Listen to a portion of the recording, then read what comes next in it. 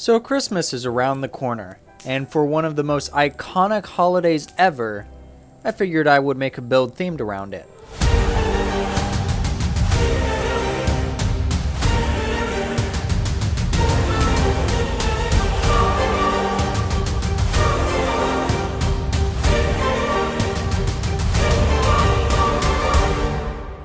But how did we get here? It's a long story, but you clicked on the video to watch it, so let's go all the way back to the beginning.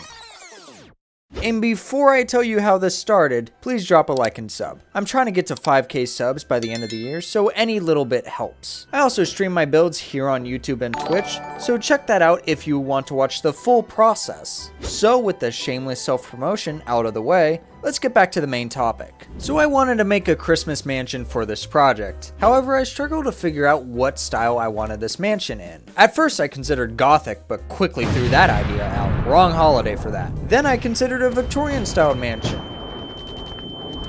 Decided against that idea too. After doing some more searching, I found a style I hadn't done before. A French chateau style. Now I considered doing an American version of it with a build like the Biltmore Mansion, but I thought it would be too big and take too much time, so I looked for a smaller mansion to do. I landed on this mansion, the Chateau de Maisons, located just outside of Paris, France. I liked this mansion more since it actually seemed pretty simple, but grand enough for what I was looking for. Though the actual mansion was located in a city, I am not recreating Paris just for this build. So I did what I usually do, make my build in the mountains. Now I actually didn't create a whole new terrain map for this build. I actually found a terrain map I had made 2 years ago that I liked. So I modified it slightly to fit the theme of the build and had a nice looking terrain without putting too much effort. But you may be asking, why are you taking such steps to make an easy build? Shouldn't I be trying to make as grand of a build as possible? Well, yes and no. I'm trying to make a grand build for Christmas, but I also need something that I can complete quickly,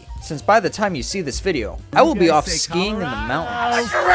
So please understand the rush. But now that I have my terrain and a real life build to use as inspiration, it was now time to actually get to work. So I began to lay out the build. Since it was a pretty simple shape, I got it down pretty quick. There was some other stuff around the mansion that I laid out, like this ditch and the fence around the property, but those things were also pretty simple. I built up the mansion, which had some quirks, but nothing complicated. Then it came to the roof. I hadn't really done a roof like this. The fact it was so disconnected made it weird. But the roof windows and the 20 chimneys made it work. There wasn't a whole lot of planning to do since the build was pretty simple. So I got to the detailing part pretty quick. So the first part of detailing is always changing the wool to actual blocks. I did a dark gray gradient for the basement portion of the house, but I then tried to do a lighter gradient for the upper walls. I messed with it for a bit before settling for smooth sandstone. For now. Lastly, the roof ended up not having a gradient and was just polished deep slate. Well, with the color base set, I moved on to detailing the walls. The walls were pretty simple. It was mostly just placing wall pillar designs and windows everywhere. And the fact this build was symmetrical made things go very quick. But honestly, I don't think you guys want to hear me say windows a billion times. So why don't I talk about the story of Chateau de Maisons, since this build draws a heavy inspiration from it. So the Longuet family, who were a big family in the French government, got partial ownership of the land that became Chateau de Maisons in 1460 and full ownership in 1602. René de Longuet's wife would inherit this land, so in 1630 René would commission the well-renowned architect Francois Mansart to create a summer home for him and his wife. Now Mansart created this mansion based on the principle of symmetry, which is nice because now a YouTuber 400 years later would now have an easier time creating this build because of it. Mansart was also a huge perfectionist. Apparently he completely destroyed the mansion partway through construction because he felt he made a mistake on the second floor. So that certainly slowed down the project, and it wouldn't be completed until 1657. Though René Longuet would start to use the house in 1649. Of course, there's a lot more history for the mansion, but I'm done with the exterior walls of the mansion, so I'd like to move on to something else. So like I mentioned earlier, the walls wouldn't stay smooth sandstone. I instead changed them to bone block, which I felt looked a bit nicer since you can actually see the details now. I then wrapped up the detailing on the roof with the roof windows and chimneys. However, there was something else left to do. I needed to add snow on the roof. so I began the very tedious process of placing snow on the roof. It came out pretty decent in the end. And now, the exterior is now complete. Wait, what do you mean it's missing something? Oh yeah, this is supposed to be a Christmas build. Flashbang!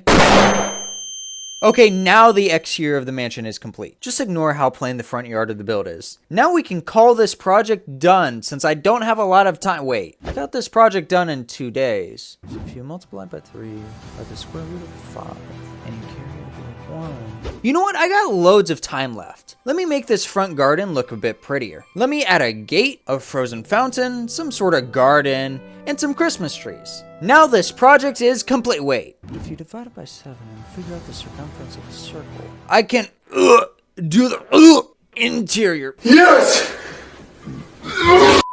So, interiors. The thing that builders everywhere hate, and the thing I'm about to subject myself to. So time to start placing blocks and create the entry hall. Now this hall is far more detailed in real life, however there is only so much intricate detail I can include in Minecraft, so it will be heavily simplified. Now it was time to move on to the rest of the ground floor, but before I start on another room, I laid out the shapes of all the rooms on the first floor. Once that was done, I moved to the grand staircase. A fun fact I learned about this staircase was it was one of the earliest of its types. What's so special about this staircase? Well, it's one of the earliest known examples of where a staircase isn't in the middle of a chateau style house. Now the staircase ended up being pretty grand, however, I didn't really do it justice in Minecraft, because it is far more epic in real life, with all of these sculptures near the ceiling. Now, there are a lot of rooms in this house, so I'm going to speed run them a bit. So the next room up is the dining room. Of course, the real life version has beautiful statues along the walls, but I did my best to replicate them in Minecraft despite the block limitations. There was a little side room next to the dining room that I completed based on literally one image. Then I moved to a compressed version of the stucco room, which was used as a game room and also a dining room. I then moved over to this hallway over here, which I had zero information on, so I got creative with the looks. For the last room on the right wing of the ground floor, it was another room I had no information on, so I improvised on the detailing. Now moving to the left wing of the ground floor, I created what was basically an extension of the central vestibule. Then came the antechamber, which was used as another game room with a pool table. Now you may have noticed how small these rooms are. That is because I didn't make this mansion big enough to properly fit these rooms. But I'm not going to tear this whole thing down like Mansoir did, so I'm just going to work with it. The next room was the captives room where meetings were held. The fireplace was carved by a sculptor named Gilles Guérin as a tribute to King Louis VIII. The next 2 rooms were the study and print room. I had limited information on both, so I did what I could.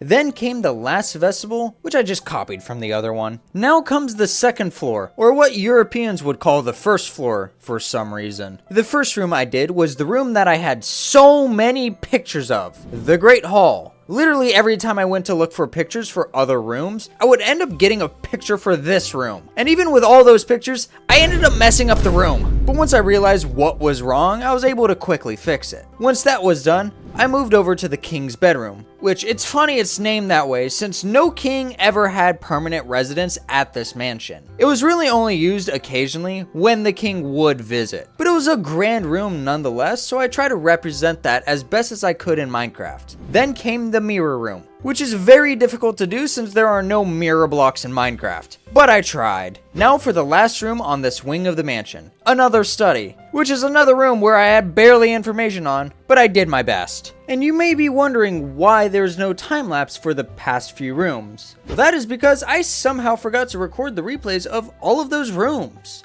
Professional YouTuber activities here.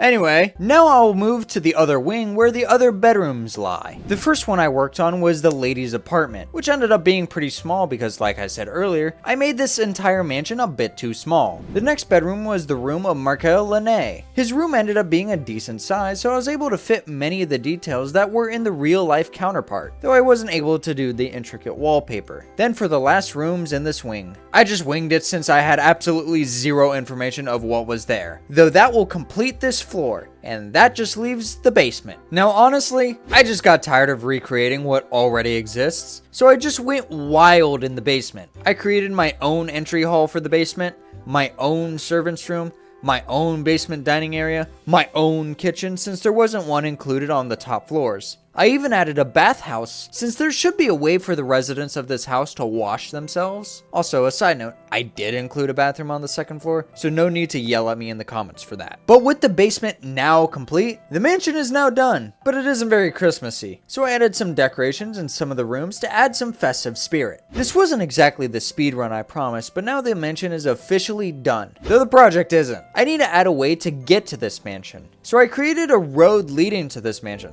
It leads to who knows where, but I'm not creating a whole civilization for this project since now I'm actually running low on time. So I added some lamps along the road and a bit of snow cover, and now this project is done. If you would like to download this build, it will be available on our website. But other than that, I hope you enjoyed this video, and I'll see you in the next one.